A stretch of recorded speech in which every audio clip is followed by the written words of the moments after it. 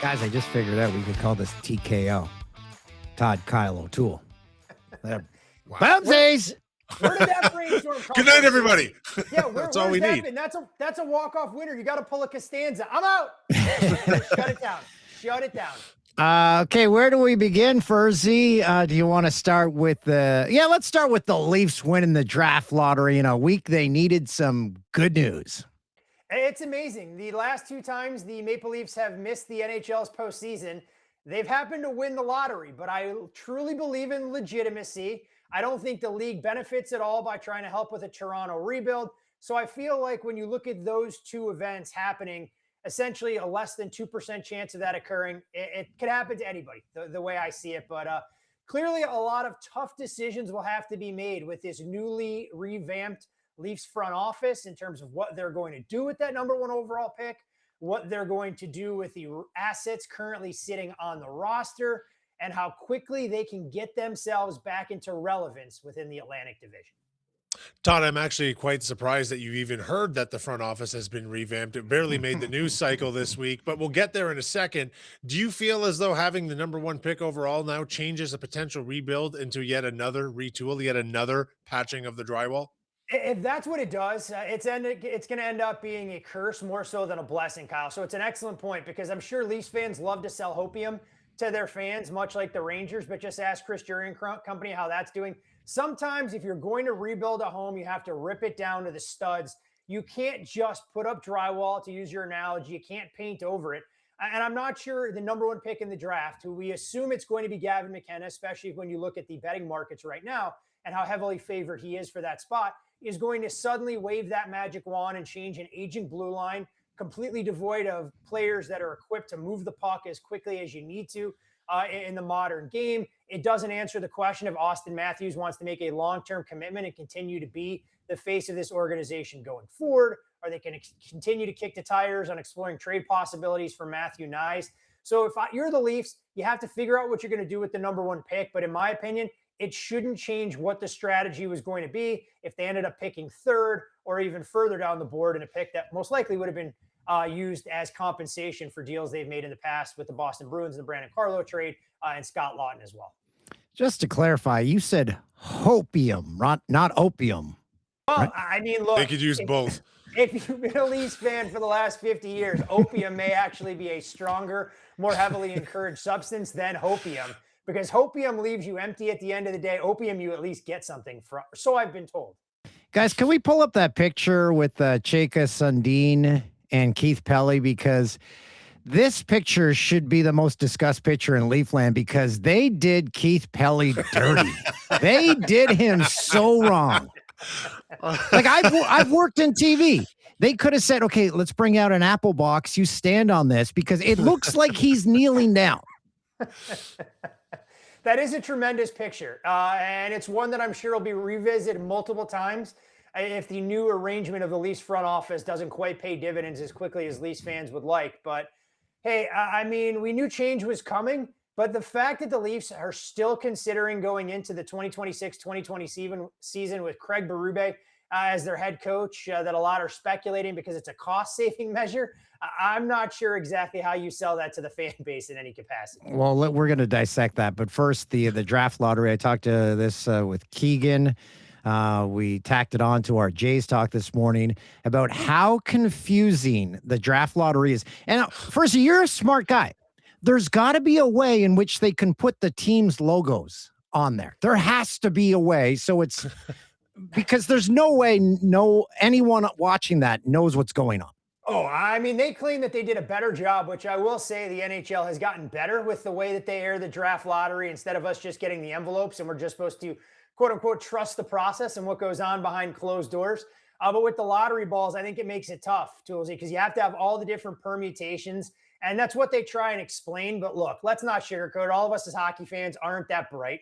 We've all taken across the dome in a while. Just tell me exactly what the food is going to taste like. I don't need to necessarily go in the kitchen and watch the chef put together all the ingredients for everything that I do in professional sports.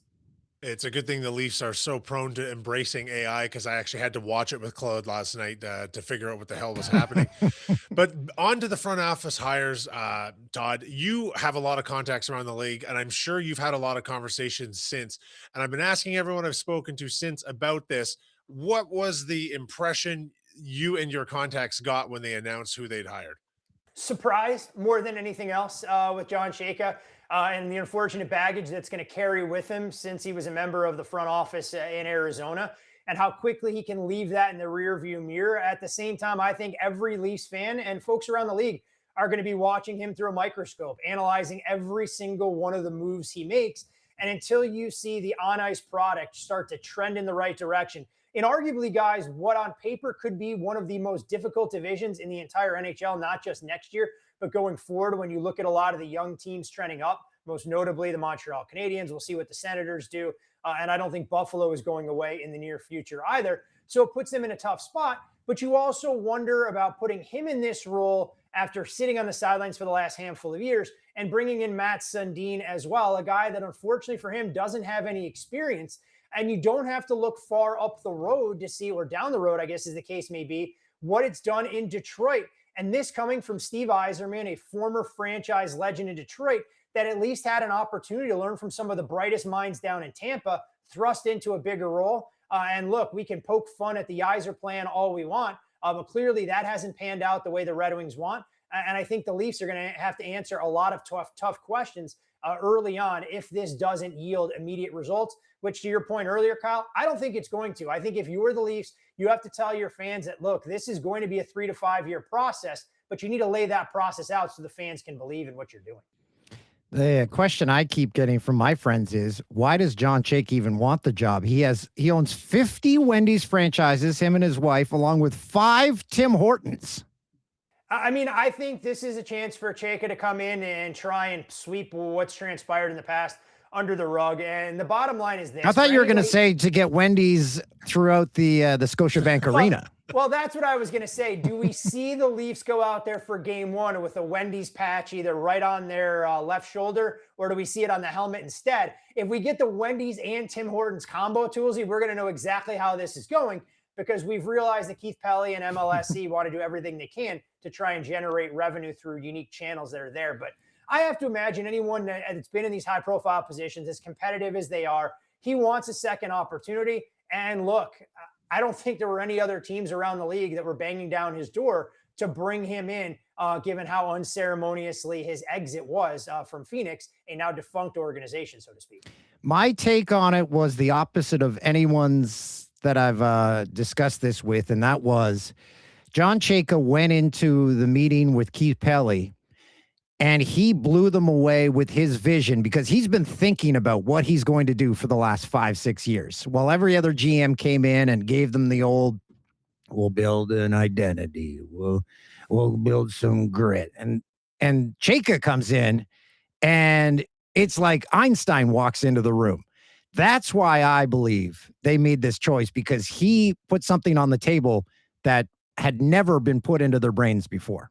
Which I think would be fair if you're talking about someone who's going to be a first-time general manager. But if you're Keith Pelly sitting across the table, where's the proof of concept? Like, how do I know that things have changed? And the first question that I would ask for anybody, what did you learn during your time in Arizona that you feel can actually assist you in doing this job, and that you're not going to make some of those same mistakes? I mean, this wasn't a guy that just took a shot and it didn't quite pan out. I mean, there's a number of skeletons in the closet. And if you're a Leafs fan that doesn't necessarily believe in the direction of the organization, you've had no reason to give them the benefit of the doubt over the last 5 to 10 years. You have to be sitting there scratching your head going, okay, prove it to me. And if it doesn't quite pan out, because sometimes these rebuilds, as we know, aren't done overnight, then what direction do you go in from there? And how much further can you alienate a fan base that's so desperate to try and taste the fruits of victory and get to a Stanley Cup final?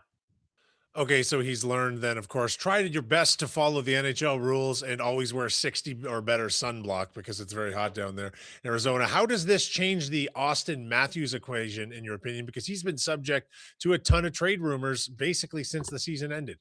I think that's the toughest question that anyone who is coming in to take this job with the Maple Leafs had asked. You need to have a sit down with Auston Matthews, and whether it's you selling your vision to Auston Matthews in terms of how he can be a part of it, almost like going back to Entourage and where they all try to paint a vision for Johnny Chase and go, hey, this is what for Vinny Chase, this is how it's going to look. We're going to show you all the brands and how you're going to fit into it as our cornerstone going forward.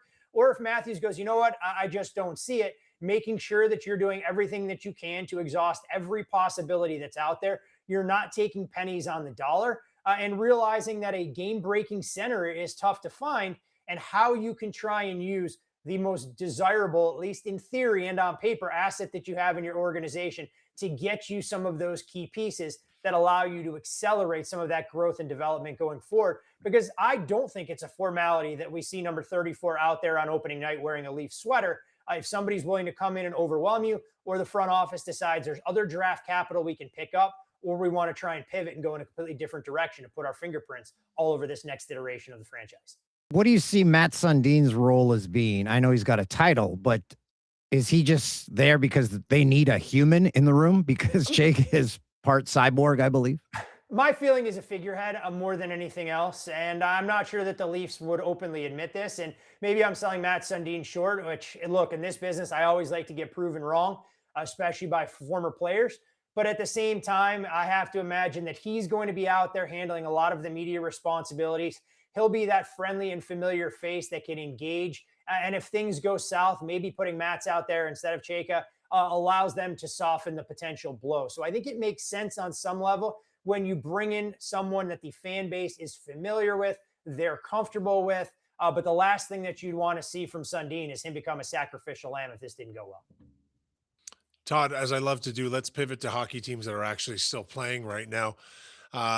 What are your thoughts on this Habs Sabres series? Because this is shaping up to also be an excellent second round series. Oh, the second round needed juice. We got it.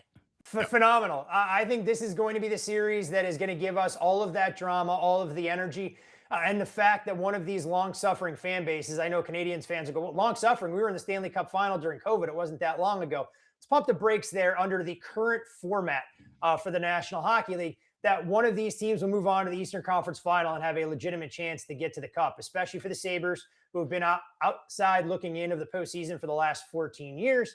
And two goalies that have really surprised. I mean, Jakub Dobeš looking the part of being a bona fide number one going forward. He's doing things we haven't seen from rookie netminders in Montreal since some of the legends in that organization. And Alex Lyon, give him full marks for assuming the crease when Ukko-Pekka Luukkonen struggled early on in the series. His goal save above expected per 60, actually better than Dobeš, albeit in a smaller sample size. And then a number of young superstars who you'd like to hope can continue to become household names. We know Tage Thompson forged his path here stateside, being part of that gold medal winning side. And for the Canadiens, I mean, look, Juraj Slafkovsky, yes, he had a hat trick early on in that series, but that was the extent of his goal scoring production.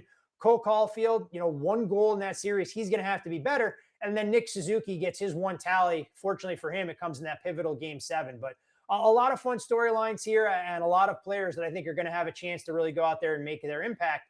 And you look at Montreal, getting Noah Dobson back on the blue line, I think is massive. Unfortunately for the Sabres, they lose Noah Ostlund, but Josh Norris returned to health. And we'll see if Sam Carrick can log some important minutes for them as well. One of the better face-off guys they went out and acquired for just this reason at the deadline to do some of the heavy lifting and provide a little bit of grit. So a lot of star power that's flown under the radar and should be one hell of a series. And two, hopefully what we would think would be the most electric and playoff environments of this entire NHL quarterfinal. Well, that's what I was going to say. When was the last time that two arenas and two fan bases will be the biggest story of the series? Because once one arena does something in Montreal, they're going to say, oh, you guys thought you were loud. It's going to be a battle of one-upmanship. I think the big question, honestly, Toolsy, not how the arenas are going to feel, but how do these teams handle their emotions? I mean, you look at Buffalo, they weren't great on home ice in the opening round. The Canadiens win 3 games on the road in Tampa. They weren't great in front of their Bell Center faithful. And I think sometimes with these young teams that it can work against you because you want to do everything you can to get that fan base, frothing at the mouth, ready to try and create that raucous home ice advantage. But if things start to go south, you can oftentimes hear a pin drop. So it's handling those emotions and trying to get slightly better performances is what we've seen. But the bigger question for Montreal, what are they going to do to rival the beer saber that sold out in minutes in Buffalo? I'm going to need something because we've already seen the skate mug down there in Raleigh. So Montreal, it's your time to shine and come up with a unique promo at the concession stand to really show you're serious about making sure that every single one of your patrons leaves that arena pissed drunk after every game of this round. What about if they sold a buffalo wing poutine? Well, I mean, I was reading that buffalo wings are completely outlawed, right? We're calling them Montreal wings now to try and get behind the spirit of the game. I'm figuring, Kyle, like if I'm sitting in marketing for the front office of Montreal, why not like a life-size Yuppie that I can walk around filled with Molson to try and get me where I need to go and allow me to have a little bit of spirit soda coursing through my veins? My good friend Chris Nyland was part of the opening ceremonies the other night. I think for this round, you bring out Carey Price, and then the next game, you bring out Patrick Waugh. Isn't Waugh still being paid by the New York Islanders, though, as a member of their front office? He got fired. You can't. They gave him a massive ovation when the Islanders were there this season. I mean, I just didn't want to create a conflict of interest. I mean, Canadiens Isles is the rivalry nobody needs in the Eastern Conference, but maybe that'd be the perfect way to get it off the ground. Patrick's saying they fired me. I can do whatever I want. Look, this series, I'm hoping, I know we talked a little bit about it off air. I'm hoping that this series goes 6, and if not 7 games at minimum, to try and create that atmosphere, that environment. And look, you guys are hockey historians, so it's why I had to bust out my Hartford Whalers shirt, that if Buffalo is able to get to the Stanley Cup final, there is a legitimate chance that they would go through all historic Adams division rivals, kicking it off with the Bruins, taking on the Canadiens. They would play the Carolina Hurricanes, a.k.a. the Hartford Whalers, in the Eastern Conference Finals. And who could be waiting for them in the Stanley Cup Final? Les Nordiques, a.k.a. the Colorado Avalanche. So as hockey historians, it's the kind of thing that we all gravitate towards, and it makes us full-blown nerds. You mean hockey historians aren't gravitating toward Ducks Knights? No, I don't think Ducks Knights are something everyone envisioned. And look, I'm not going to sugarcoat it for Ducks fans that are out there. I mean, those orange jerseys, seeing them in person, not sure how that wins out over the iconic Anaheim Mighty Ducks jerseys with the teal and purple. But I'm also not sure that there's another franchise in just their very short existence that's gone through 100 jerseys like the Ducks have. And this is what they decide to settle on in the home sweaters in full emblazoned orange. Well, if they're going to keep playing like pylons, they might as well dress like them, Todd. Switching to baseball really quick. Are the Yankees speaking of pylons, Kyle, excellent segue. Are the Yankees and Rays running away with the American League East? The Yankees, they've impressed me in terms of what they've been able to do offensively. I mean, Ben Rice's contributions in the middle of that lineup, we knew what Aaron Judge was capable of doing. But even more so, you look at this Yankee staff. I mean, Cam Schlittler has now moved to the favorite to win the American League Cy Young, with Tariq Skubal going to be sidelined for 2 to 3 months with floating bodies in his elbow. Doesn't sound good in any capacity. And the fact that the Yankees have Garrett Cole and Carlos Rodon waiting in the wings to kind of further fortify that rotation, they appear to be a runaway freight train. The Rays just do what the Rays do. I mean, Junior Caminero going to be the next star in the middle of the lineup. They're getting better pitching contributions than we thought we could. And they've returned to that eyesore, which is such a difficult place for opposing teams to go, in Tropicana in the Trop. And it's paying dividends. Fortunately for the Jays is that there's nobody else really doing much in the way of the American League East. I mean, the run differential for the Orioles is hideous, although the Red Sox have shown a little bit of a pulse. Problem right now with the Jays, you look at the schedule, I mean, they're just beating teams that are bottom feeders. I mean, wins against the Angels, the Guardians, and Twins. Now, fortunately for them, they have a home set coming up against the Angels after they wrap up this series against the Rays. I'm not going to say it's getting late early for Toronto, but there are some signs of concern for this roster at large. My favorite thing about the Yankees is Jazz Chisholm, how it seems every game Yankees fans are. Was he wearing AirPods? Did he call 7 challenges and 1 at bat in the first inning? Did he forget the rules of the game? There's always something going on with Jazz, and I'm all here for it. Jazz is the quintessential anti-Yankee, like the modern iteration, that if George Steinbrenner was still around and owner of the team, I'm not sure that Jazz Chisholm would have been a fit for that Yankee mystique and everything they came to stand by for all those years throughout their heyday in the early and late 90s. Todd, how difficult do you think the decision is going to be for the Blue Jays, whether or not they're going to have to send down Yohendrick Pinango, who has No, just you can't. You can't. I agree with Dan 100%, but there's guys coming back to this roster, and there's slots that need to be emptied and filled. What do they do? I think competition is what you want. I mean, you have to figure out who I can put on the active roster and allow these guys to go out there, contribute, and produce. And sometimes you have to make some of those tough decisions. For the Jays, again, the silver lining for them is that other than the Yankees in the American League, I mean, what team scares you right now? I don't think there's any in their own division. I mean, the American League Central is an abject disaster. I'm not sure what's going on in the American League West. So every opportunity is going to be in front of the Jays. And if that's what it takes to kind of create a spark, maybe it's the little things right now. If the Jays can inch and claw their way back to 500, get a little wind in your sails, and then you begin to figure out what active roster is going to give you the best chance to go out there and win ball games as we get deeper into May and June. Yeah, season starts when the Jays have everyone back. Who knows when that is? Thanks, buddy. Always a pleasure, guys.